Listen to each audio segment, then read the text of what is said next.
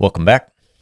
I'm McNew, and this is my podcast.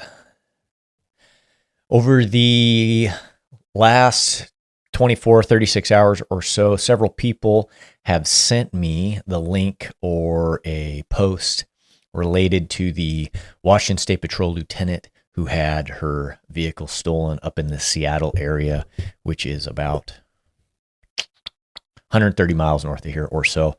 And so what it made me think of is I have for a while thought about commenting on police related matters and other videos on the internet, whether it's body cams or dash cams or stories or controversies or things like that. I've had that kind of rattling around in my head as an alternative to just, telling my own stories, or at least coupled with that idea. And so this presents an opportunity to do that. It's a local story. Some people are interested. There are people with channels who their whole channel is commenting on police videos. They're very good. They're very entertaining. They're funny.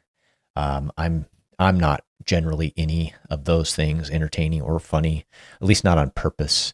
And so, but I do have a perspective, and if that matters to anyone, then it gives me something to talk about. And so with that, this particular video, if you don't know it, I'll play it in just a second, and then we'll talk about it. But if you don't know it, it's, let's say, Christmas Day, about noon, the Washington State Patrol, which, by the way, is what we call them here.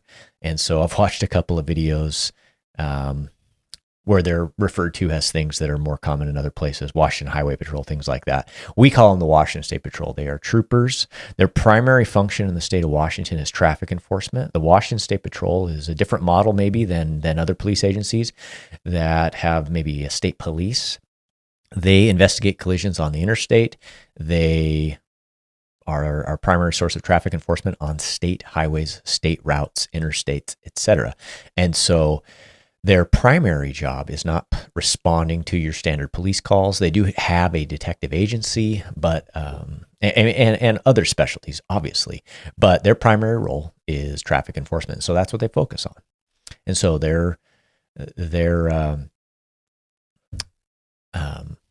function is different than the day-to-day function of a city police officer like me or a sheriff's deputy. And so we'll talk a little bit about that. But so in this video up in Seattle on Christmas Day around noon, the Washington State Patrol, from some of the video angles I've seen leading up to this lieutenant's car getting stolen, there are troopers, and I'm just assuming because this just happened not that long ago, but I only imagine that 911 callers called in and said, hey, there's some psycho on the freeway, some deranged fella walking around on Interstate 5. And so that, I suspect that's how this call kicked off. Whatever the case, in the other camera angles leading up to the TMZ video I'll show you, you see troopers in the area running parallel with the pedestrian as he walks along the freeway. And so there were other troopers in the area. They were no doubt on the PA as they followed him, saying, hey, dummy, get off the freeway, or whatever they were saying. And so that was all happening, leading up to the TMZ video showing the pedestrian crossing from one direction, I think southbound, to the northbound side.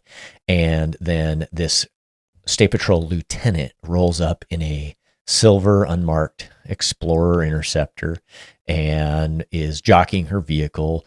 Regular traffic is still in the area. Luckily, it's Christmas Day at around noon, and so there's not a ton of traffic, but you can see vehicles exiting the freeway. You can see a couple of vehicles slip by, and so no doubt this trooper is considering all of that as this lieutenant, is positioning her car.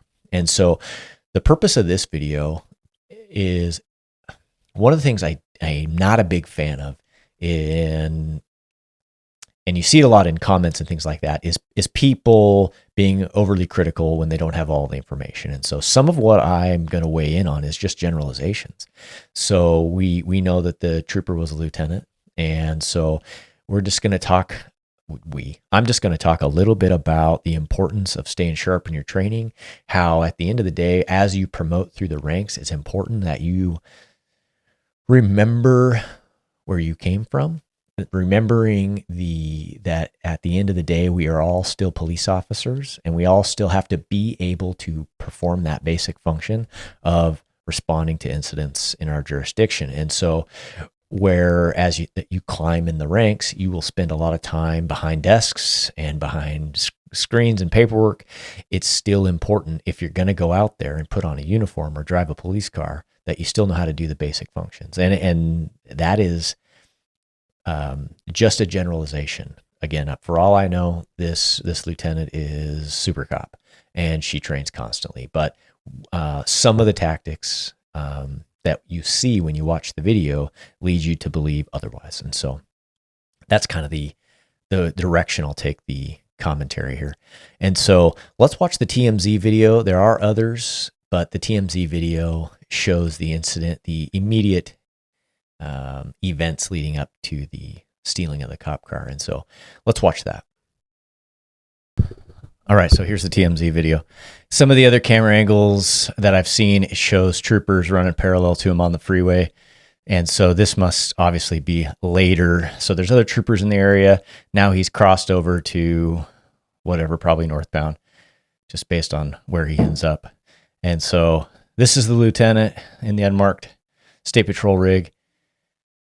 So there's obviously still normal freeway traffic, dangerous situation. It's obviously really dangerous for him, but also the trooper to get out of the car. But at some point, the suspect's actions are going to dictate tactics because, well, they always do, but because she's got her window down, she's hollering at him probably, and he's walking towards the car. So when we can avoid it, we never want to be sitting in our car when we make contact with someone for a variety of reasons. And what happens here is one of them. And so, but again, it's tricky because we're on the freeway and he's continuing to move. But at some point, we got to get out, and it's before this right here. And so he's going to throw her door open and then throw her to the ground. And so she gets thrown to the ground right there, grabs the door. He's obviously locked it. She's going to go for her gun for a second, briefly considers a pistol, and off he goes. So that's the TMZ video.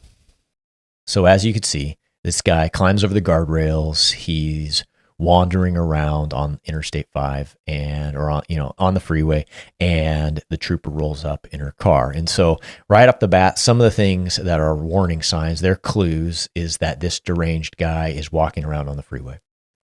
So in some of the comments, you see people joking that there are a lot of homeless camps along Interstate 5 in the greater Seattle area. And so several of the comments poked fun at that, in that, they should have installed crosswalks on the interstate a long time ago. But in actuality, this person, anybody who is willing to walk around, and I don't just mean like take a one-off shot at sprinting across the freeway and whatever, but anybody who's willing to wander around on the interstate is not in their right mind. And so we not just a police officer, any reasonable person can make that assessment that anyone willing to walk on the freeway is not in their right mind. And so you have that going on. And so you have the trooper roll up and positioning the vehicle. Surely she is considering a handful of things, one of which is there's still traffic on the freeway that's traveling in their direction and past them. And so she is obviously positioning her car mindful of that. And so, but what happens is she is still in her vehicle as he is advancing towards it. At one point, you see her roll the window down, and I imagine that was for her to give commands, to yell at him. And one of the other things she is no doubt considering is that it is not safe on the freeway for him, but it's also not safe for her to get out. So that has to play into our tactics. And so, but at some point, if he's going to advance on the door, we got to make a decision to get out or to back up or to move, or to lock the door or whatever the case. When we can avoid it, we are not contacting people from the driver's seat of our car. It's either a sign of complacency or any number of things. And so There are a lot of factors to that decision-making process that she was faced with on the freeway. But at some point, if this guy's going to come up to your door, you either got to get out or move. And so what we see happen is he rips the door open, and you can see his hand on the door handle. And so whether she was opening it and he yanked it open, or whether he just yanked open the open door, I don't know. But one way or the other, he rips the door open, and then he manhandles this lieutenant out of her seat and down onto the blacktop, just like that. Very little, if any, resistance. He just flung her and jumps in the car, promptly locks the car door because she can't get it open. And so she struggles with the door handle. I imagine she was yelling, and of course you can't hear anything, but you imagine she's yelling, giving commands, I hope. And at some point briefly, her right hand goes down to her holster. So she's contemplating, the use of her handgun. She didn't use her handgun. She takes a little bit of heat in some of the Facebook comments under some of the news stories for, not shooting him or not using deadly force. I don't believe this was a deadly force situation at that point, and it's hard to say if she has a rifle in the car or other weapons. There could have been some factors, but clearly based on just him getting in the car and stealing the car, that's not a deadly force situation. And so I'm not critical of that at all, the decision not to use deadly force. In fact, we'd be having a different conversation if she did. And so, but what happens is she, yards on the door handle a little bit, and he puts it in drive and drives away. And so the TMZ video ends with him speeding out of the frame. And so there are other videos, traffic cams and things like that show the pursuit, and ultimately it's pitted out and he's taken into custody. And so none of that is really the reason for the commentary. And so what we're focused on here is just the concept of continuing to train as you get promoted, but not just that, but as you become experienced. So we send people to the Basic Law Enforcement Academy here in Washington State. At least our agency, we do a pretty robust pre-academy training that leads into the academy training. We then do 120 hours of post-academy training that after they graduate the 720-hour police academy here in Washington State. And so only after 2 or so, minimum of 2 weeks pre-academy, the police academy, 720 hours, 120 hours of post-academy, do we then send them into the field training program. And in the field training program, I often get an audience of new recruits where I kind of prep them post-academy and sometimes pre-academy for what's to come. And one of the things I prepare them for is when you're in the field training program, you are getting a report card every day.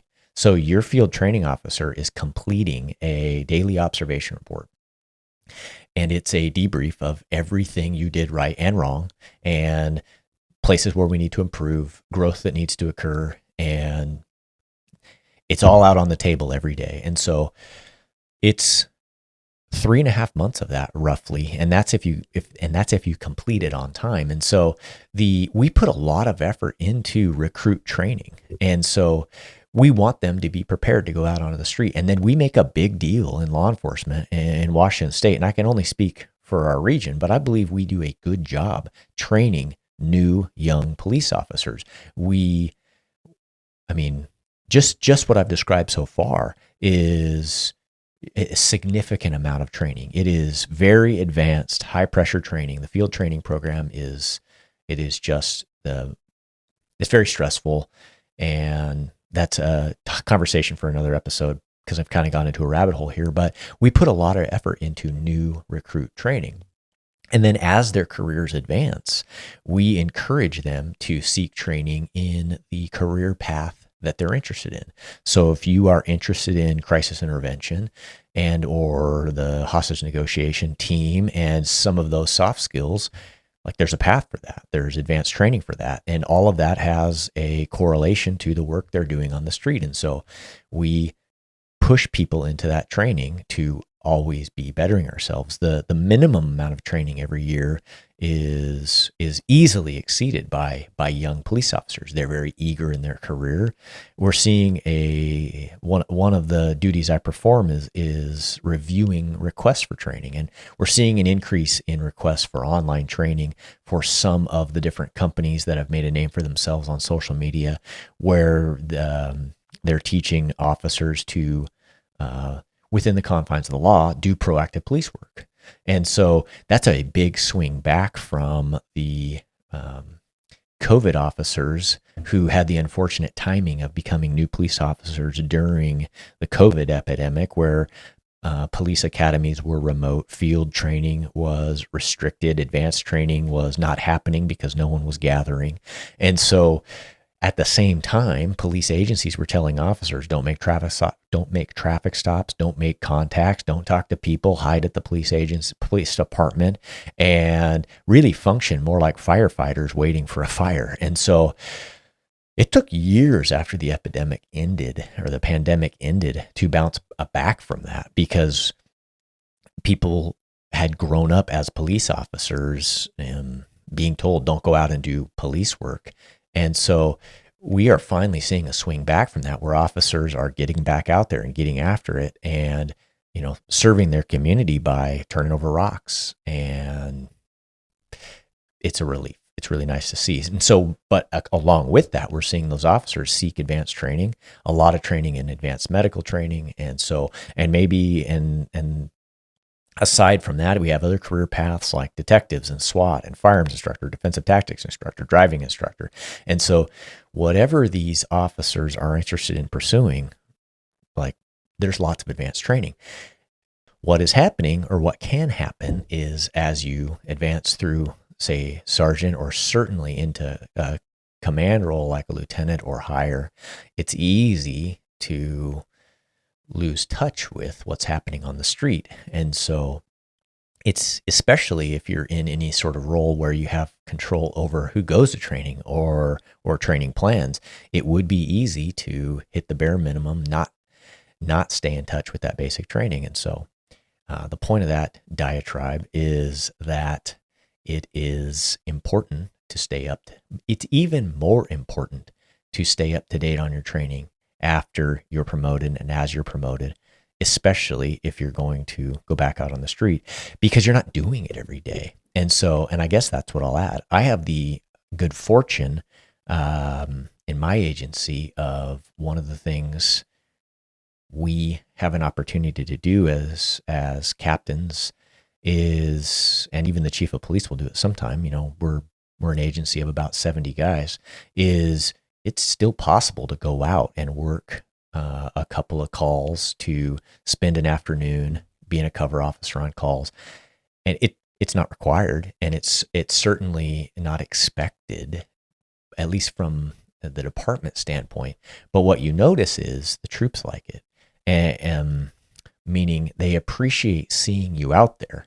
I've just told someone the other day, there are officers, say 40% of my agency, who've only ever known me as a captain. They don't have any memory of me as a police officer.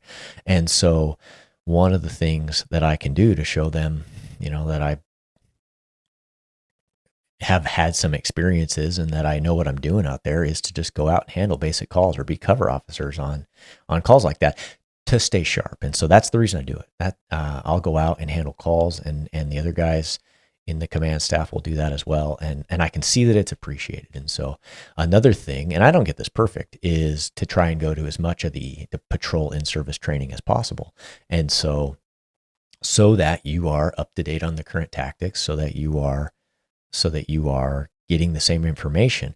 One of the things that helps with is you can, in training or working or out on the street, you get to help identify some of the gear shortcomings, some of the training shortcomings. You get to know guys and officers a little bit better at working with them. So you'll never be like a part of their everyday team and that sort of camaraderie, but you do get a little taste of that. And so But it's also for a guy who worked the street for a long time. It's also a good reminder that it's cold out there, that it's wet out there, that the raincoat doesn't work perfectly, that the computers in the cars are kind of a pain in the butt sometimes, that the vest is heavy, that in the summer it's all sweaty and it sucks, and it's nice to stay in touch with that. And so all good reasons to stay up to date on training, and as much as you can, go out and do your day job, or at least the job you signed up to do initially, even after you are in charge of human resources or in charge of the training division or internal affairs.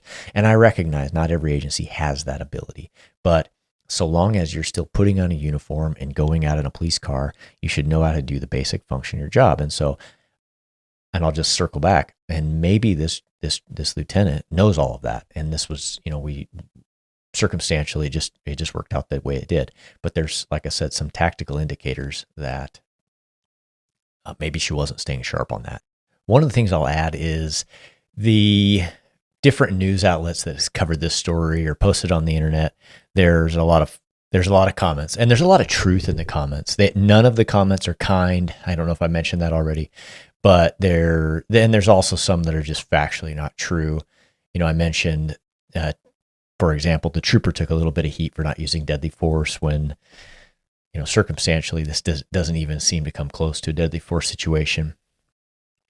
Probably, just given the 1 minute, 30-second video I saw, obviously. But some of the other comments that aren't really fair, because we don't, from a 1 minute and 30-second video from TMZ, we don't know this trooper's background.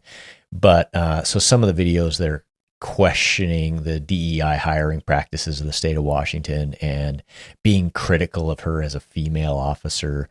What I would say to that is, I work with several female officers. They're outstanding. They are hard workers. You can be a good female officer. So I outright reject those comments that call into question whether ladies should be cops, because that's just nonsense to me. But I do believe we all bring different skills, and there are different things we're all good at no matter what. And so those I don't think are really fair. If you look through some of the comments, there's a lot of truth in there. And so, what reading them makes me realize is, even without police training, you can review this video and ask some of the same questions we as police professionals would be critical.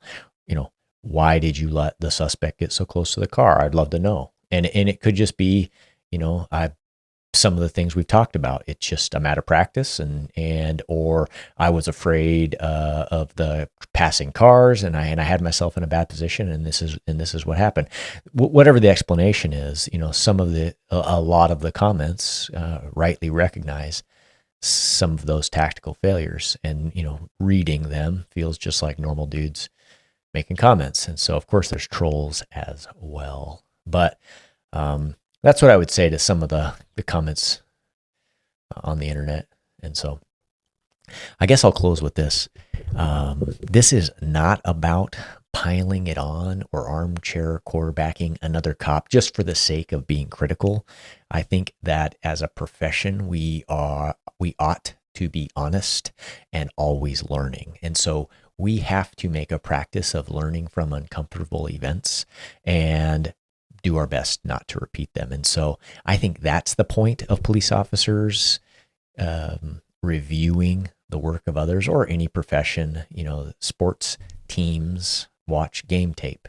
Police officers watch police activity, in shift briefings, and we take what we can from that. And so couple of things I'll close with. The first reminder is violence does not care about our rank. It doesn't care about our assignment. It doesn't care how many years we have on or the position that we hold in the organization.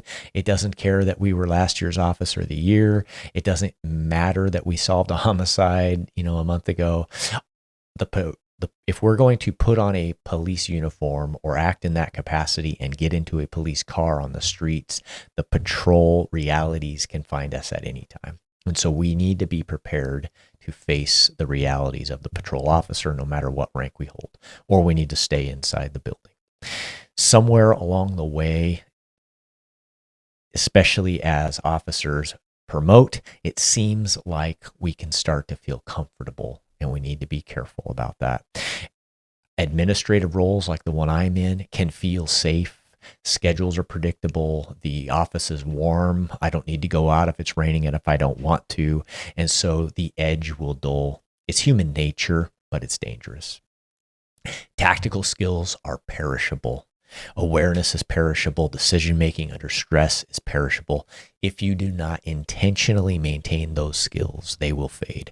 Policy knowledge is not tactics at the end of the day. Experience cannot be replaced by the repetition of doing the job day after day. You get credit for your experience, but at the end of the day, your edge will dull the longer you go without doing the work. And so I believe, and I tell new officers this, and I've said this in this video, at the end of the day, we are all street cops in this profession, and we should at least be able to do the bare minimum of the basic assignment we were hired to do. We should be able to go out onto the streets, make sound decisions, understand our legal authority, and be safe as police officers. All of that comes with the mindset that was drilled into you as a new police officer to be safe, to cover your buddies, to have a plan of escape and or to defend yourself against an ambush, to constantly be vigilant when you are on the street. And so if you are out on the street as an administrator or as a crusty old cop, the expectation is the same. You should be able to do that. And our veteran officers and our leaders need to be grounded in that reality. And so, and I didn't touch on this in the bulk of the video, but along with the mindset of staying sharp here is staying physically fit. It's not about appearance. It's not even about living a long, healthy life after retirement, although that's important. It's about your capability. Can you move? Can you fight? Can you defend your partner? Can you jump in and get into the muck when you need to? Can you survive long enough? If that incident on the freeway where the trooper's car got stolen, and this is just a hypothetical, could she have, as a lieutenant in the State Patrol, fought on the ground in a battle to the death long enough for her cover to have arrived? And that's just something that we have to remember and stay focused on as we age in our career and we get comfortable behind desks. It's not just about staying tactically competent, but physically competent. And so can you do that? And so those basic expectations we put on rookies and 5-year cops, when you're at 25 and 35 and you're still doing the job on the street, the expectation does not change. The average Joe on the street doesn't care about your rank, nor do they care about your years of experience when you're rolling around on the ground. So training should not stop as careers advance. And if anything, you need to be more intentional about training because you aren't getting the experience reps. And so you, as leaders and veteran officers, should be training with your young officers, setting a positive example, and also staying ready to do the job you were hired to do. To the younger officers listening, your rank will not save you. Backup is not guaranteed. Your habits under stress will be whatever you have built over time.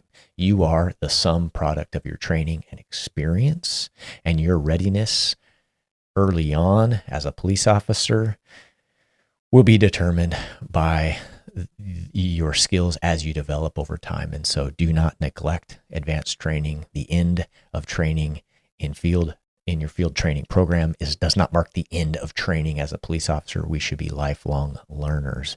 This job is unforgiving of complacency. It does not give grace for your discomfort or your excuses. It's an unforgiving profession. And police work at the end of the day is still police work. And so we need to be prepared to do it. So stay sharp, stay capable, and stay honest about the job you were hired to do. And so with that, I'm McNew, and this is my podcast.